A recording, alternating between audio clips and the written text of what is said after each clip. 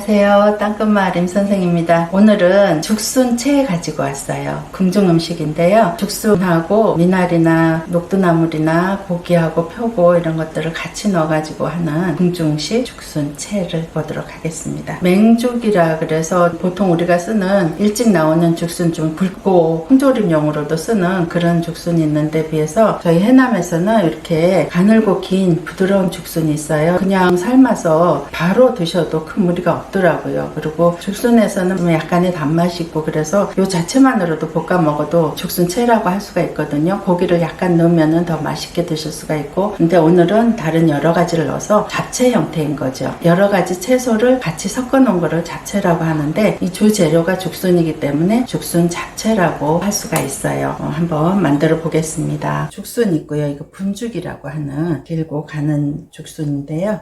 요거 준비가 되어 있고요. 그리고 궁중 음식에서 맛내느라고 빠지지 않는 게 있죠. 고기하고 표고버섯 이렇게 해서 맛을 내줄 거고요. 그리고 다른 채소로는 요거 미나리하고 녹두나물이요. 녹두나물은 거두절미를 했어요. 꼬리와 대가리 떼내고 이렇게 살짝만 데쳐놨어요. 너무 오래 데치지 않고, 미나리도 이파리는 다 떼버리고 살짝 데쳤어요. 충분히 헹궈줘야 돼요. 그리고 짜지 말고 소쿠리에다가 받쳐놓으면 물기가 자연스럽게 빠질 수 있게. 물론 이것도 빨리 하려면은 면보나 넣고 물기를 살살살살 없애주면 되겠죠. 이렇게 준비를 미리 해놨어요. 그리고 여기서 빨간 색깔로 홍고추 조금 들어갈 거예요.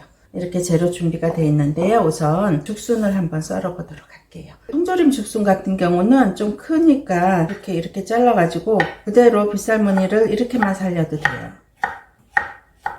자, 이렇게 빗살무늬가 살아있게 이렇게 써시는 방법도 있고, 또 하나는 그냥 그대로 어슷 썰어요. 저는 자연스럽게 하느라고 이렇게를 많이 썼는데, 미나리도 데쳐놓은 거를 한 5cm 정도 되게 재료들의 크기가 비슷하게 될 수 있게 이렇게 해서 놓고요. 녹두나물 준비되어 있고, 그 다음에 홍고추요. 홍고추는 붉은 색깔들은 좀 얇게 곱게 썰어주시면 돼요. 그래서 그냥 어슷한 채로 그냥 썰도록 할게요. 이게 각도를 맞춰서 썰면은 길이가 거의 비슷하게 나오니까 곱게. 홍고추는 썰어가지고 물기 없는 데다가 놔두시는 게 좋아요. 아니면은 이렇게 휘어지니까 다음에 이거 표고버섯도 곱게. 오늘 표고버섯은 살이 많네요. 편을 얇게 떠줘야지 고운 채가 되니까.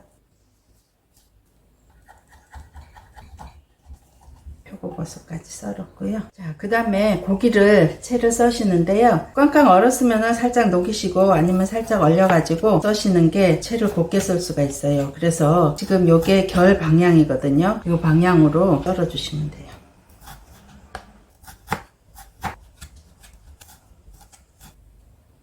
이렇게 해서 채 썰어 놨고요. 자, 이제 고기 양념. 고기가 지금 50g이에요. 그리고 표고버섯이 좀 있으니까 한 3분의 2 큰술로 잡아서 간을 해 보도록 할게요. 설탕이 한 작은술 정도, 이 정도의 파, 설탕만큼 파 넣으시고요. 파의 절반 마늘 넣으시고, 마늘만큼 깨소금 넣으시고, 그다음에 참기름, 후추 조금만 넣어놓을게요.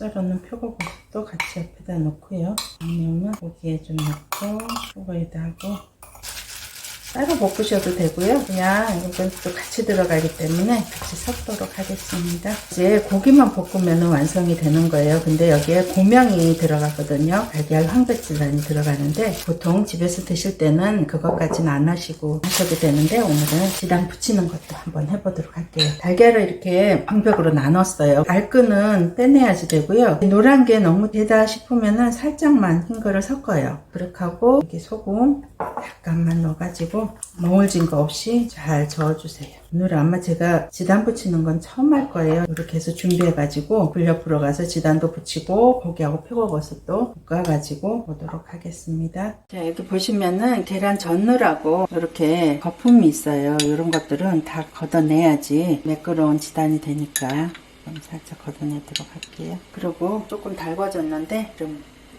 그리고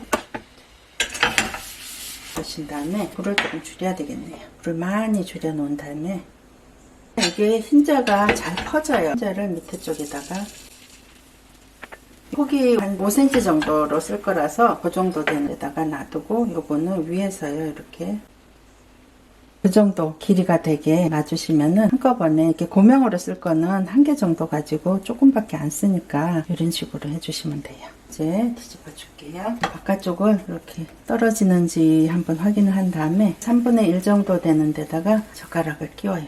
뒤집어 가지고 그대로 돌돌돌돌, 그 다음에 이것도 마찬가지로 이렇게 한 3분의 1 정도 되는 데다가 넣고 돌돌돌 하고 이제 불을 꺼요.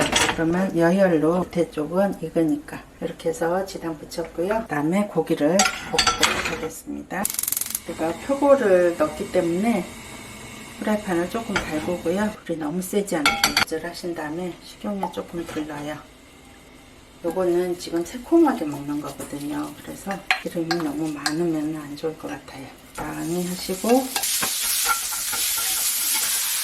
고기가 다 익고 소금향이 좀 올라오고 있어요. 더 말라지기 전에 촉촉한 상태로 얼른 그릇에다가 옮겨주시면 돼요. 우리가 다른 것들이 다 식어 있는 상태이기 때문에 고기도 식혀줘야 되겠죠. 이렇게 펼쳐서 식혀가지고 이제 나머지 마무리 양념해서 버무리면 돼요. 이쪽으로 다시 가보실게요. 이제 부쳐온 지단 2개 겹쳐 놓고요. 길이를 맞춰요. 앞쪽에 고명으로 얹을 거를 곱게 좀 채를 썰어서 이 정도 같이 섞어서 올라가도 괜찮아요. 이 정도 해놓고 너무 곱지는 않아도 그거보다는 약간 더 도톰하게 해가지고 썰었어요. 자, 이제 준비 다 됐으니까 이거를 이제 양념 해가지고 뭉쳐보도록 할게요. 자, 우선 양념은 간장이 2개에다가 여기다가 물을 좀 섞어요. 물을 동량으로 섞고 식초 저도 2개 섞고요. 여기다가 설탕은 식초 절반보다 조금 적게 한 3분의 2 그 정도 내시고요. 그 다음에 이제 깨소금 하나 정도 이렇게 해서 단촛물처럼 되죠. 새콤달콤한 거 간장으로 간했고 이렇게 해가지고 이제 설탕이 녹도록 저으신 다음에 다 같이 붙여줄 거예요. 우선 죽순 그 다음에 물기를 조금만 제거를 해볼게요. 물이 거의 많이 빠졌는데요. 이렇게 해서 미나리 넣으시고 그 다음에 녹두나물도 이거는 물기가 조금 있네요. 이렇게 해서 녹두나물 넣으시고 아까 준비해 놓은 고기랑 표고버섯 여기에다가 설탕 다 녹았어요. 이거를 섞어줘요. 이게 아마 그람수를 맞춰서 있기 때문에 다 넣어도 맞을 거예요. 이렇게 넣어가지고 손으로 버물버물 하지 마시고요. 이런 거 할 때는 젓가락으로 살살 이렇게 버무려줘요.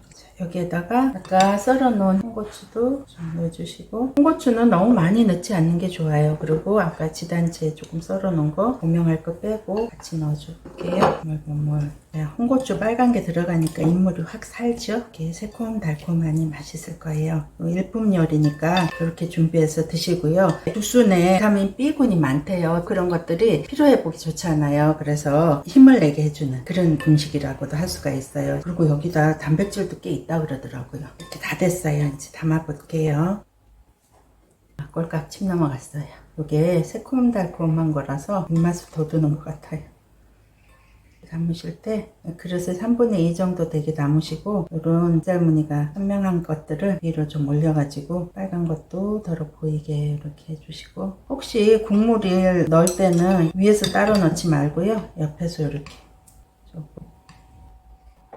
이렇게 약간 촉촉해야 돼서 물을 넣었어요. 그리고 위에다가 고명 썰어놓은 것들 얌전히 좀 올려주시면은 죽순채 완성입니다. 자, 오늘은 죽순채 만들어 봤습니다. 맛있게 드세요.